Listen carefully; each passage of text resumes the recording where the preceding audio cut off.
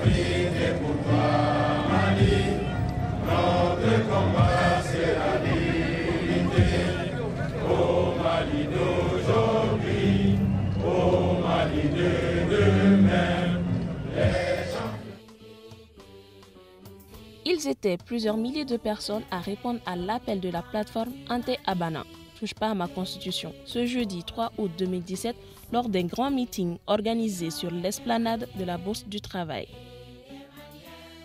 Ce meeting visait une fois de plus à exhorter les autorités du pays à retirer leur projet de révision constitutionnelle et à dénoncer le climat d'insécurité générale qui prévaut actuellement. Ouais, vous êtes là, vous voyez bien, vous voyez la mobilisation du peuple. C'est une nouvelle journée historique pour dire au président de la République, stop. Monsieur le Président, arrêtez ce projet de révision constitutionnelle. Monsieur le Président veut organiser un référendum sur un territoire qu'il ne contrôle pas. Ça aurait été risible si nous n'étions pas dans une tragédie. La tragédie, c'est nos soldats qui tombent chaque semaine. La tragédie, c'est le sang qui coule au Mali chaque semaine. La tragédie, c'est des pans entiers du territoire national qui échappent au contrôle de l'État malien chaque jour. Alors, le président doit cesser de s'obstiner. Il doit entendre la voix du peuple. Il doit entendre les aspirations profondes du peuple malien qui sort chaque jour massivement pour marquer son désaccord avec le président de la République. Il a l'obligation de respecter la Constitution. Il ne peut pas violer la Constitution du Mali. Il n'a pas ce droit. Il a juré devant Dieu, le peuple malien, de respecter la Constitution et de faire respecter la Constitution. Il a donc le devoir, il a l'obligation de respecter la Constitution.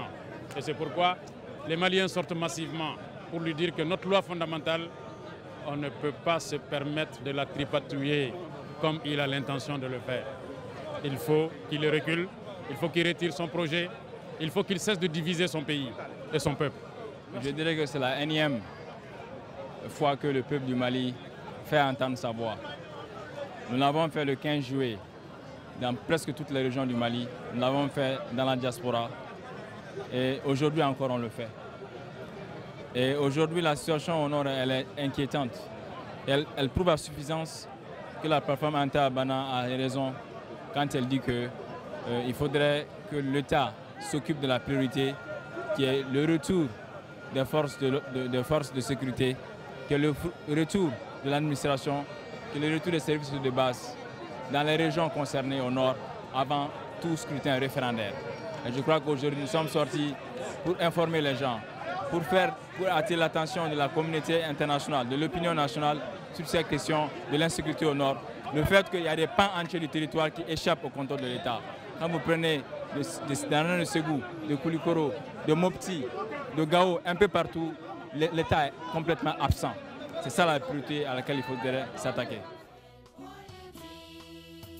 Les leaders de la plateforme Ante Abana, touche pas à ma constitution, ont aussi manifesté leur soutien à leur porte-parole, Mohamed Youssouf Bachili. Au Mali de